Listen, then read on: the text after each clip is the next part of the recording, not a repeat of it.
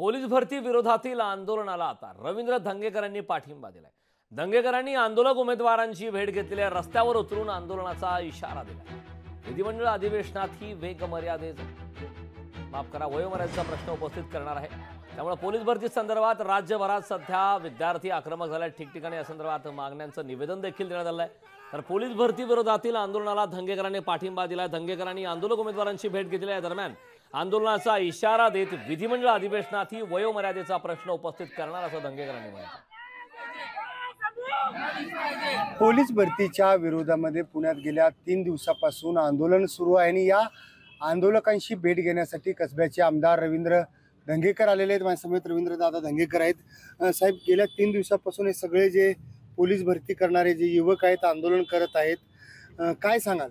याच्यामध्ये केंद्रापासून तर राज्यापासून जी आश्वासनं दिली युवकांना, ते आश्वासनं या सरकारने पूर्ण केलेली नाही आणि खोटी आश्वासनं देऊन आज तरुणांना ज्या पद्धतीने त्यांच्यावर अन्याय होतोय, त्याच्यासाठी आज वर्षानुवर्ष अनेक ठिकाणी तरुण आपली मागणी मांडतायत।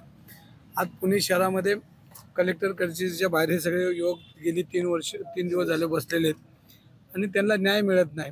त्यांची माफक अपेक्षा आहे की आमची वय निघून चाललेली आहेत आणि त्याच्यामध्ये ही तारीख ठरवून आम्हाला भरतीमध्ये प्राधान्य दिलं पाहिजे।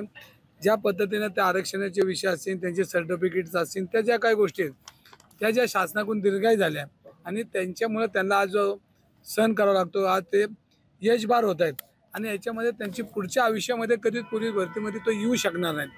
तर सरकारने याच्यामध्ये लक्ष घातलं पाहिजे, या युवकांना न्याय दिला पाहिजे। जी तुम्ही व्यासपीठावर मोठी भाषणं करतायत आणि एवढी मोठी भाषणं करून लोकांना भूल थापत येतात, त्या न करता ही जी युवक आज महाराष्ट्रातून अनेक युवक आलेत, आज 3 दिवस बसलेले आहेत, उपाशी आहेत, अनेक अडचणी आहेत, गोरगरीब घरातली मुलं आहेत आणि ह्यांना जर न्याय मिळत नसेल तर ह्यांनी आज रस्त्यावर आलेले आहेत।